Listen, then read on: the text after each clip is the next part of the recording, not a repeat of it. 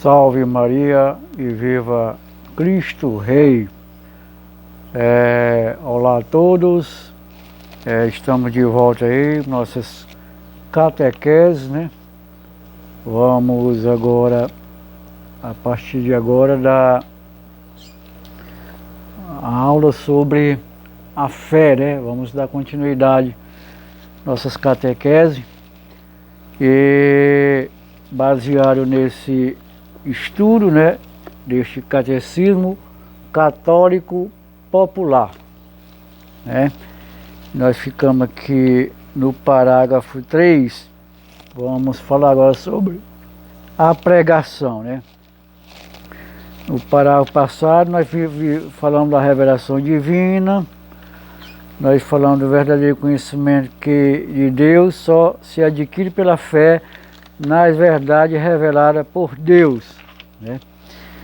E dando continuidade no parágrafo 2, do ponto 3, vamos falar agora sobre a pregação da fé. Em nome do Pai, do Filho e do Espírito Santo. Amém. Vinde, Espírito Santo, enchei os corações dos vossos fiéis, acendei neles o fogo do vosso amor. Enviai o vosso Espírito, tudo será criado e renovareis a face da terra. Oremos. Ó Deus, que instruís os corações de vossos fiéis com a luz do Espírito Santo, fazei que apreciem corretamente todas as coisas, segundo o mesmo Espírito, e gozemos sempre da sua consolação por Cristo, Senhor nosso. Amém. Ave Maria, cheia de graça, Senhor é convosco. Bendito sois vós entre as mulheres, bendito é o fruto do vosso ventre, Jesus. Santa Maria, Mãe de Deus, rogai por nós pecadores, agora e na hora da nossa morte.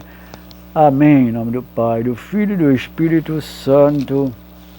Amém. A pregação da revelação divina foi feita, sobretudo, por intermédio dos patriarcas, dos profetas, do Filho de Deus, Jesus Cristo, Hebreus capítulo 1, versículo 1, e dos apóstolos. A revelação não é mais do que a educação do gênero humano. É a revelação para toda a humanidade, o que a educação era para todo indivíduo. A revelação responde às necessidades das idades sucessivas do homem: infância, adolescência, idade madura. Os patriarcas, que tinham um caráter de criança, tinham menos necessidade de leis, e Deus falava com eles familiarmente.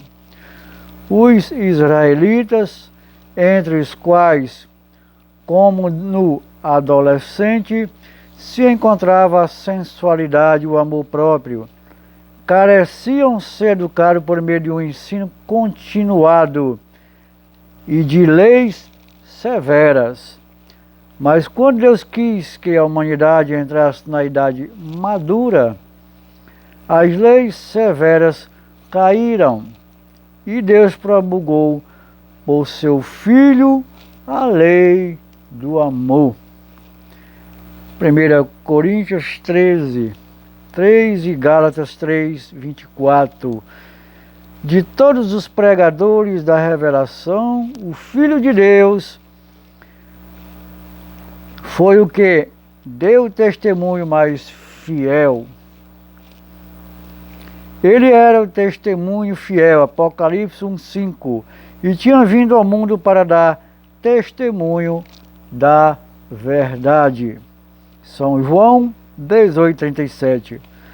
O que ele disse, como o Pai lhe havia ensinado. João 12, versículo 50.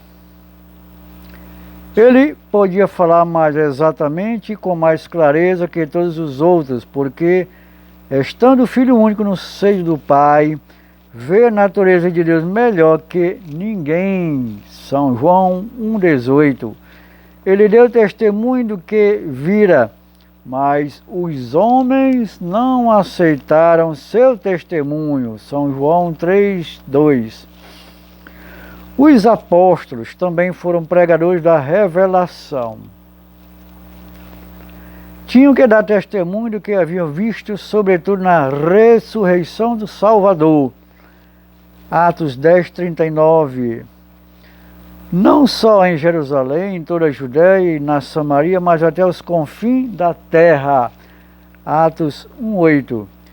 Por isso São Paulo dizia que o seu ministério consistia em dar testemunho do Evangelho. Atos 20, 24.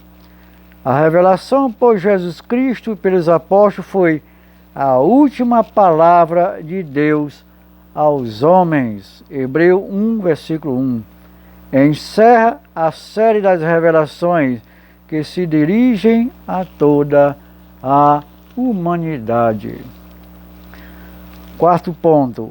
Ainda depois da morte dos apóstolos, Deus se revelou muitas vezes aos homens, mas estas revelações não são continuações da revelação evangélica, sobre qual repousa a nossa fé, disse o saudoso Papa Bento XIV e São Tomás de Aquino. Ainda hoje se espera frequentes vezes revelações para reavivar a fé entre os homens. Por exemplo, as aparições da Virgem Lourdes na França em 1858 e em Fátima em 1917. Conquanto, por um lado, não se deva dar crédito com demasia precipitação a tais revelações, Sabedoria 29:4. Porque muitas vezes nisto houve imposturas. Por outro lado, é preciso não as rejeitar sem exame. 1 Tessalonicenses 5:20 em seguida. Como infelizmente o fazem de ordinário os homens de sentimentos carnais, estas revelações são feitas ainda a homens que procuram vivamente a perfeição. Como se vê na história, especialmente nas atas de canonização dos santos, Cristo apareceu a São Francisco de Assis numa igreja, origem da Poncíncula, fecha aspas. O menino Jesus a Santo Antônio de Lisboa, imagem deste santo com o menino Jesus no colo. Santa Teresa viu muitas vezes Cristo, anjos, santos e falou-lhes, etc. Essas revelações particulares, aparições, visões e etc., são dons de Deus, que tem por fim desapegar completamente da terra as almas ávidas de perfeição e elevá-las a uma perfeição superior. Contudo, a santidade não consiste nessas revelações e consolações, mas nos sofrimentos, nas virtudes heróicas. Homens até ímpios podem ter visões. Baltazar viu a mão que escrevia na parede, Daniel 5. Não se pode, portanto, das visões de um homem concluir logicamente a sua santidade. Essas revelações particulares não são continuação da revelação feita à humanidade toda, sobre a qual repousa a nossa fé. Elas distinguem-se apenas a indivíduos e, em regra geral, servem só para tornar mais inteligíveis as verdades reveladas. Bento XIV. Temos um exemplo na aparição de Lourdes, 1858. Maria disse lá: "Eu sou a Imaculada Conceição." Brotou uma fonte cujas águas produziram depois numerosas curas. Ora, é curioso que 4 anos antes, 1854, Pio IX tinha solenemente definido o dogma da Conceição Imaculada da Mãe de Deus. Esta aparição serviu para espalhar e esclarecer o dogma. E Deus confirmou-lhe a verdade por milagres. Convém, todavia, notar que em muitas revelações particulares, o demônio procura provocar imposturas. Ninguém, portanto, é obrigado a prestar as revelações particulares, ainda que reconhecidas pela Igreja, abre aspas, como as de Santa Brígida, Santa Teresa, Santa Gertrudes, etc., uma fé maior que a que se presta a um homem honesto. Tendo motivos para isso, e até listo com certa reserva, recusar-lhes crédito. Bento XIV. Ponto número 5. A revelação divina era necessária, porque sem ela, depois do pecado original, os homens não teriam conhecido convenientemente nem a Deus, nem a sua vontade.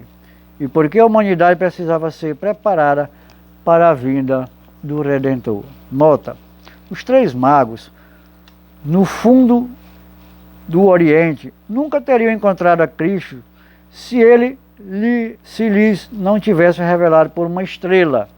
Assim, a humanidade que depois do pecado original vivia longe da pátria, nunca teria chegado a um conhecimento exato de Deus, se não tivesse revelado.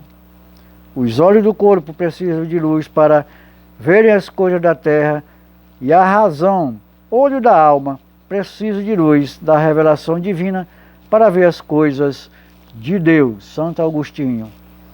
O pecado original e as desordens da carne tinham escurecido a razão humana, de tal sorte que ela era já incapaz de reconhecer a Deus em suas obras.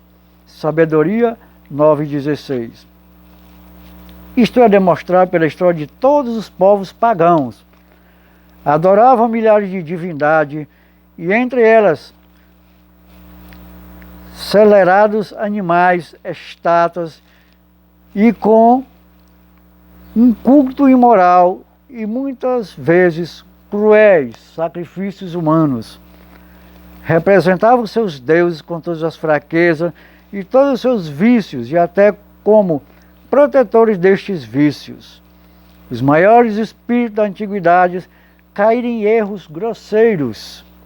Cícero aprova o suicídio, Platão a exposição das crianças, o desprezo dos estrangeiros, a embriaguez em honra dos deuses.